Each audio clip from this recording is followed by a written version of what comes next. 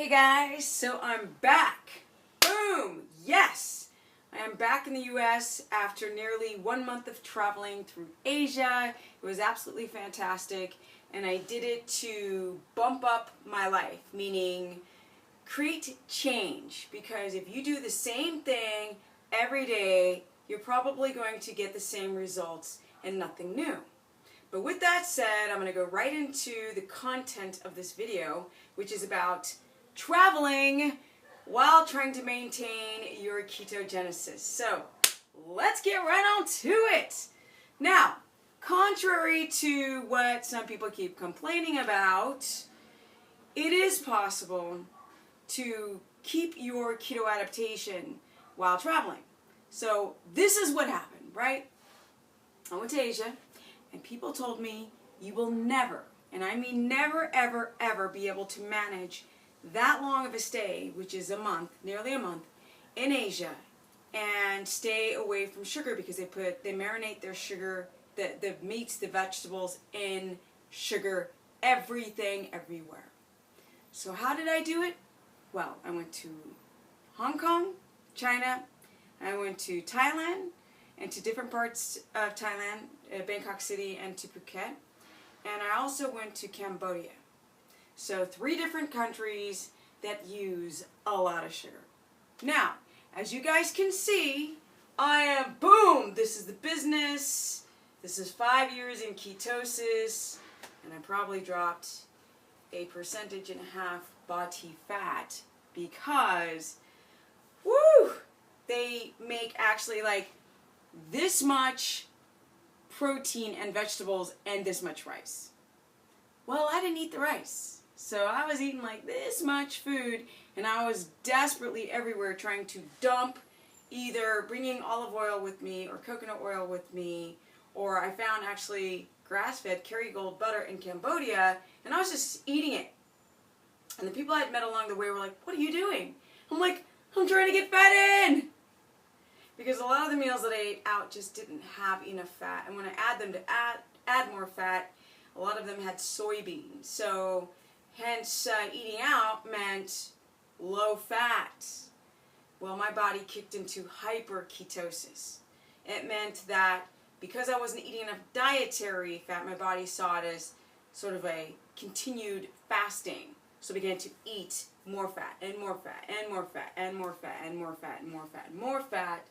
And I did work out, but I wasn't working. I was working out with some exercise bands, and sometimes I just didn't have time to work out because I was like seeing temples and going here and going there and catching planes. And so, of course, you go from pretty gnarly, heavy, pseudo hypertrophy to, small things to not enough fat. But I still got the business. Check out the business, and of course, 5 years and counting. Yes. And the entire time, which is very interesting when your body goes into hyper keto adaptation, I had more energy than I've ever had in my entire life. Which I want to talk about. Some of you out there are like, that girl, she's always had energy. That is not true. I am 47 going on 48. And there was a period in my life, in my 20s, that I'd go work out, and I would sit, get home, and just stare at the wall like a zombie, because I had burned through my glycogen, and I was going into gluconeogenesis, which was not raising my blood glucose enough to store glycogen. Hence, I had like that foggy brain all the time, and I did not have the energy. No, I didn't, but now I do. It's freaking amazeballs. So guys, with that said, I'm so excited to talk about, if you're going to a foreign country where people don't speak a lot of English, yes, you take notes. My first hotel, I had, actually before my first hotel, I had somebody translate, I'm allergic to sugar in Thai for me. And then I actually had the lady at the first hotel that I stayed at in Bangkok write it even more clear, so I kept it in my wallet all the time. And then also, when I went to Cambodia, the first thing I did was I had the front desk person write in Cambodia Cambodian, I am allergic to sugar. So they were like, you're vegetarian? I was like, then I had to write another note that said, no, I'm not a vegan or vegetarian, I just don't eat sugar. And with that, with the notes, it was absolutely less of a problem to give notes and ask for no sugar than here in the U.S. in L.A. That's how easy it was, right? Because here, people give me like, really? Oh my God, some silly diet, oh my God.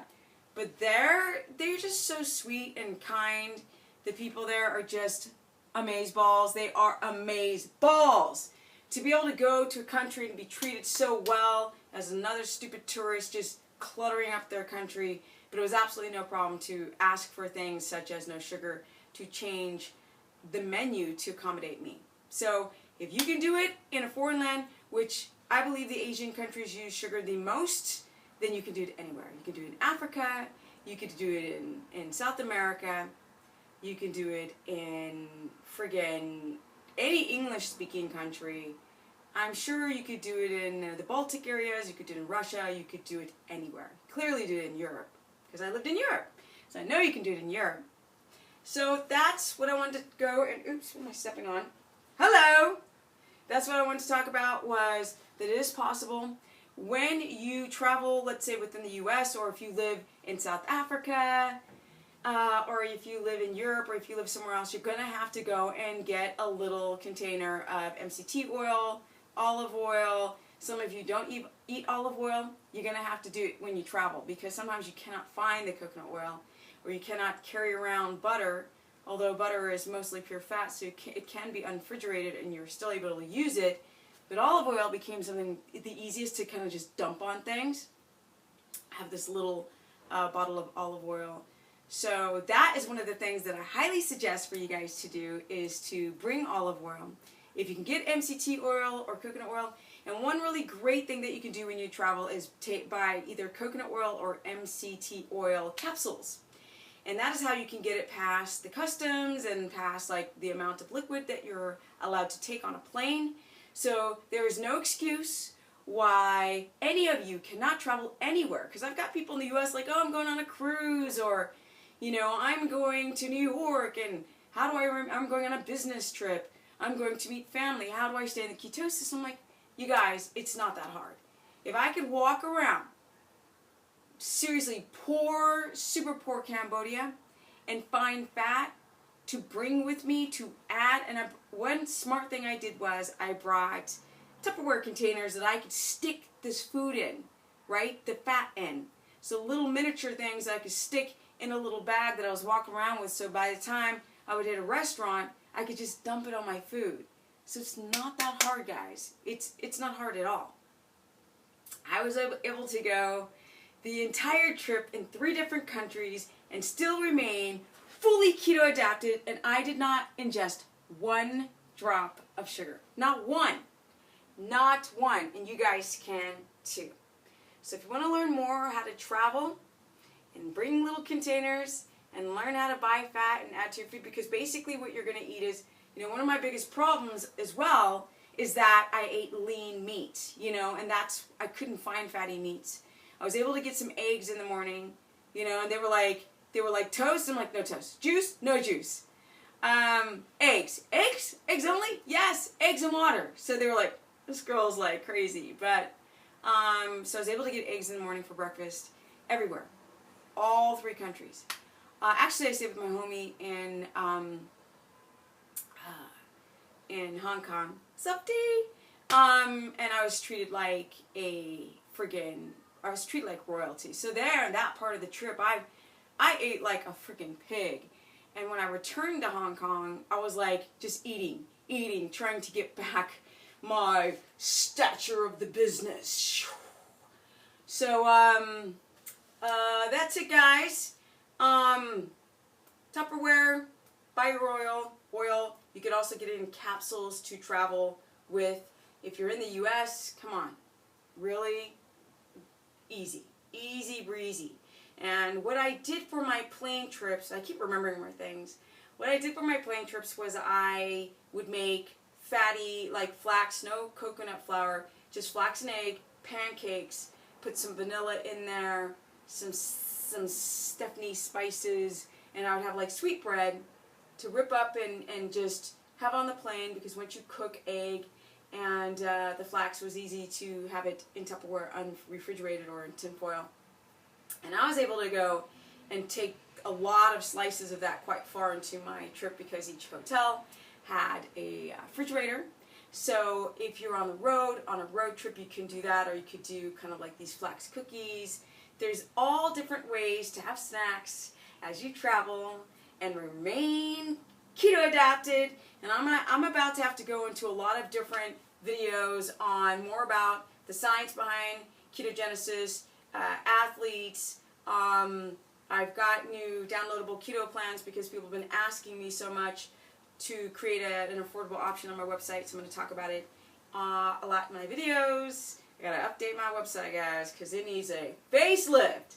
I'm trying. I'm one person machine trying to get it all going, trying to learn, research, answer everybody's questions, and come up with easy to understand concepts like how to travel on keto, which means like how to get through the holidays on keto. I'll do all that stuff. So if you want to learn more, go to StephaniePerson.com or Stephanie the Business Person on my Facebook fan page. And I'm just so cracked out on ketones right now. Energy. Or you can go to Stephanie Keto. What is it? Stephanie Ketogenic on my Instagram, because it's 15-second videos and I get to show more of my photography and my photography in Asia. If you guys go to Bangkok, you have to go to La Residence Hotel. That woman helped me with everything, the bookings, the hotels, the flying. I was like constantly on planes, 3 different countries, and a lot of different cities, four different cities, 3 different countries, and she was awesome. Her name is Panida, so tika. Okay guys, that's it. I'm back. It's so good to be back.